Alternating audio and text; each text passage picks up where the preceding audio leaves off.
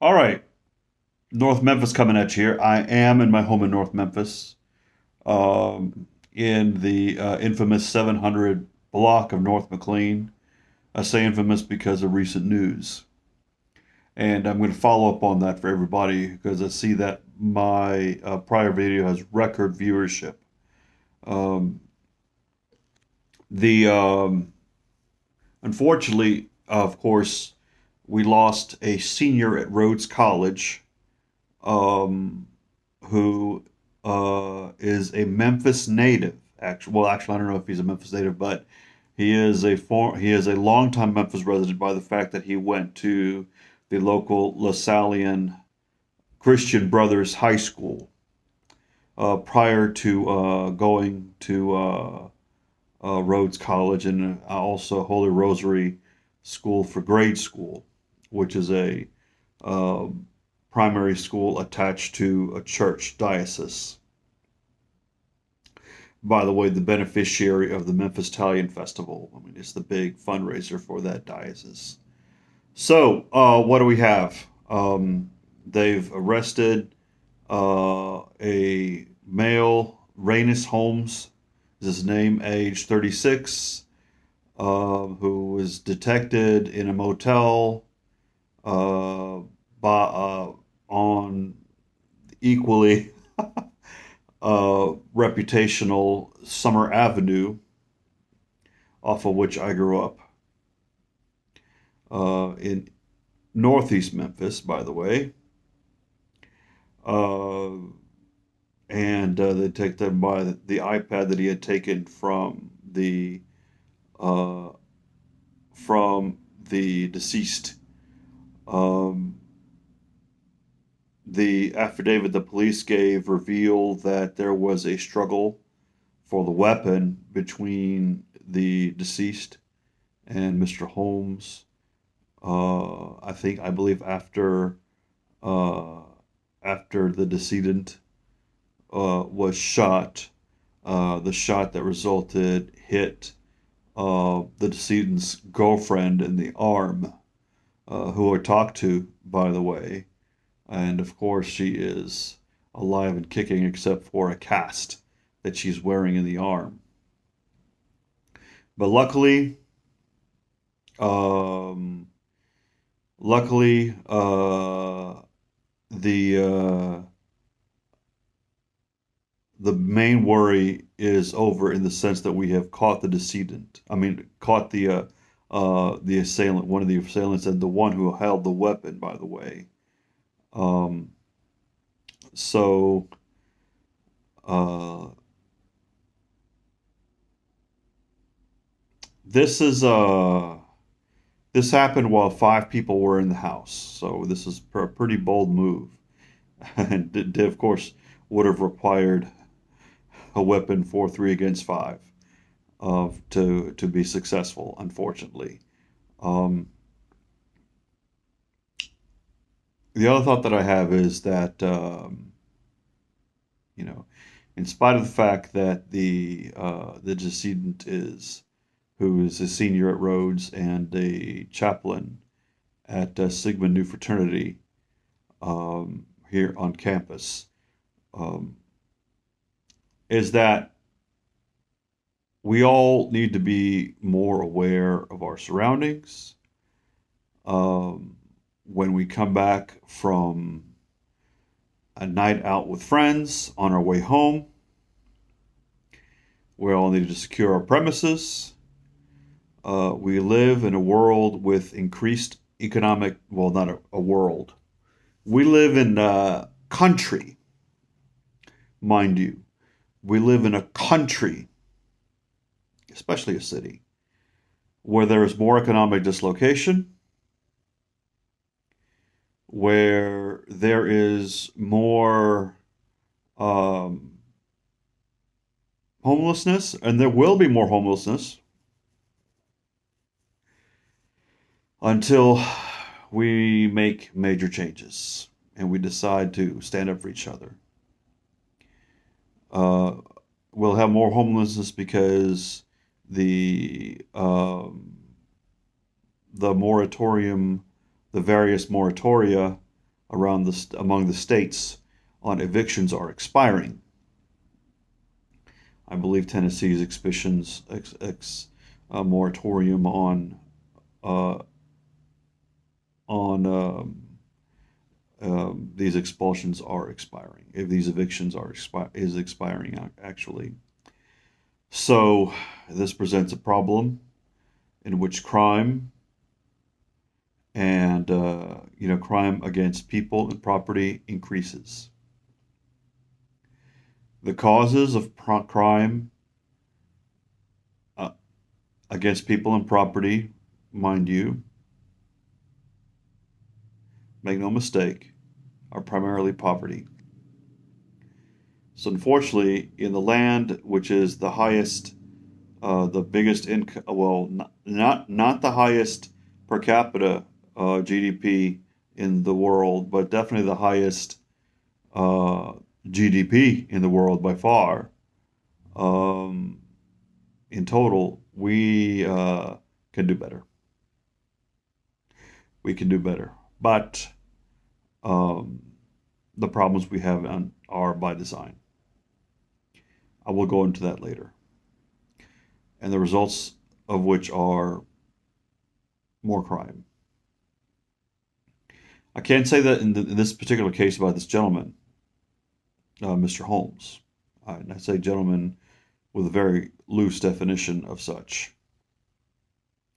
Because Mr. Holmes is actually due up for trial on um, other robberies that he performed in 2018 at the University of Memphis.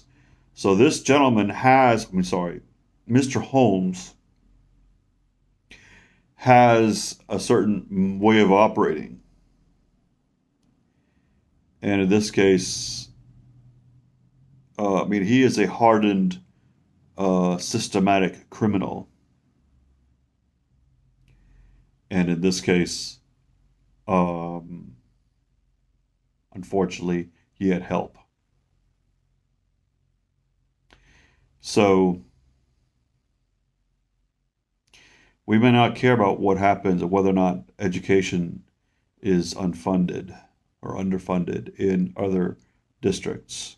We may not care that housing assistance or wages are just or housing assistance is provided. We might not care that nutrition assistance is provided. But I will tell you that the consequences of our apathy often come back to visit us. Unfortunately, most unfortunately, they came to visit a young man who is from here. Not everybody at Rhodes is from here. Rhodes receives applicants and matriculants from all the 50 states and sometimes other countries in the world. So let's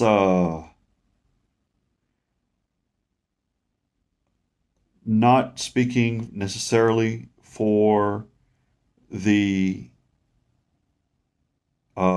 individual most at fault for what happened because he carried the weapon.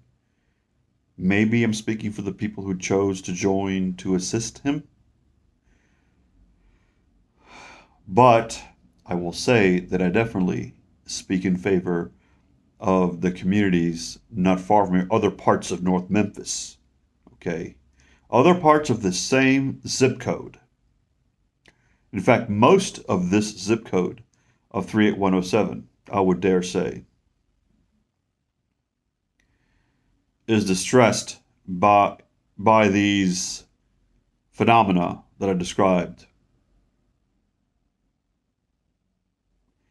and is ripe for producing people who have no stake, unfortunately, by design, have no stake in peace.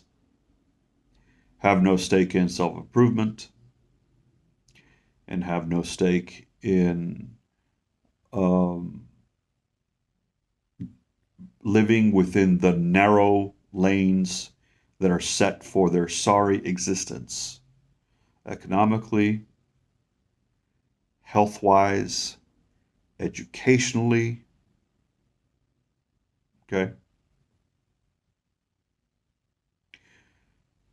They can't just become NBA players and famous rappers to get ahead. If you have concerns other than, if your concern of the day is getting enough food to eat every day, or living in a neighborhood where the other way to get food to eat or cash in your hand is to perform illicit activity, I would say we got to do better. We got to do better. The baseline level of existence and subsistence in the United States is too low. It's too low. And it creates the type of crime against persons and property that we see. We need to advocate for justice in all areas. Okay? The 750 billionaires in this country don't care about any of that. They don't care. They just care, with few exceptions. With few exceptions, and I would say there are exceptions. I know of two exceptions. I know two. Well, one of them is Fred Smith, and one of them is Mark Cuban. Okay. Are there others? Perhaps. Let me know who. Okay. Who am I unfortunately painting with a broad brush about this as being in their billionaire status? But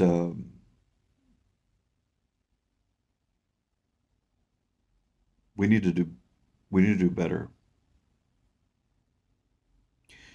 Um,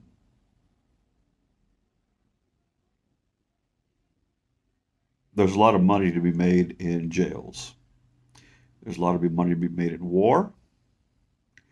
There's a lot of money to be made in bullets and arms. Um, and so things like crime and violation of human rights on the part of our state governments through detention, or deprivation of human and civil rights at the border and in the interior. These are things that individuals who are politically connected profit off of.